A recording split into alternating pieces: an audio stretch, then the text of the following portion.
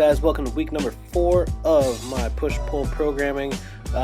This week started off great. So what you can see here is I smashed all over my 5 singles with 360,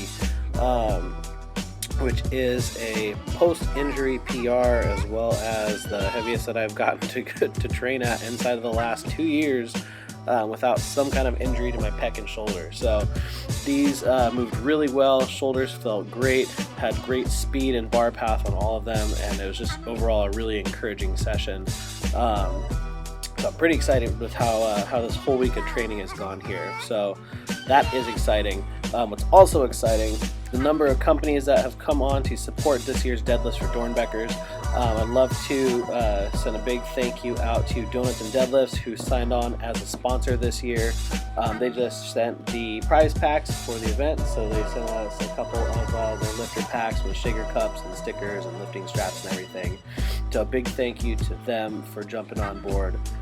We actually also signed on with Brada's Bowls here in Portland.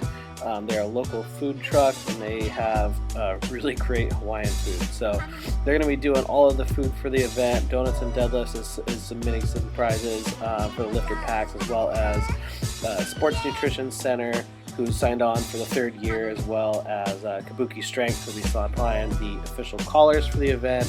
Iron Rebel is going to be sending us some gear for the lifters, and then also some prizes from Daniel's Sauces and La Prinzi's Gym here in town, and Performance and Spine Chiropractic. So the list is growing, and I'm talking to a couple more companies. So I've made a lot of really good headway towards trying to grow that event this year, and that's going to be really exciting to see everything come together. So brings us to the second training session of the week. The bench portion of this, pretty straightforward. Had 4 sets of 7 with 270, I believe, in bar weight. Everything felt fine here. It was a little bit tight on the first set or 2, which is pretty typical going into this session, just because it's 2 days after my heavier bench work on Saturdays. But not too concerned with that. The deadlifts moved overall pretty well. This is my top set here of 525 for a triple. I think I'm going to push these to somewhere around 545 next week, and see if I can still bang out a double or triple, provided everything is still feeling well. After this set here, I was having some issues. Hips again. This time it kind of got flared up by trying to do the deficit pulls. While it's only an 1.5 inches of a deficit that I'm using, there's something about that is causing a shift in the hips, and I think that it might be related to maybe less glute stability in that kind of deep flex position. So I'm going to try modifying some of my glute activation to include a couple drills to help with stabilization in deep hip flexion. So we will see how that goes. Either way, still happy with the 525, and decided to shut it down there and just finish up my accessory work. So moving on to day 3. You can see here I have added the slingshot as well as some chains for this volume session.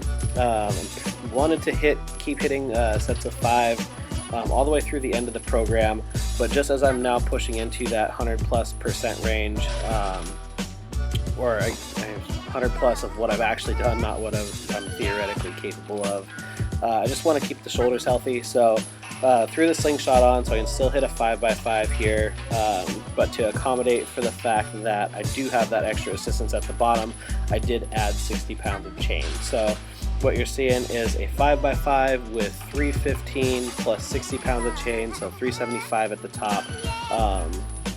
Do I actually know what it is at the bottom? No, somewhere mid-3s, but it doesn't really matter. It just gets the weight in my hand. It's going to help acclimate my confidence and also nervous system to just having, close to 400 in my hands for a lot of reps.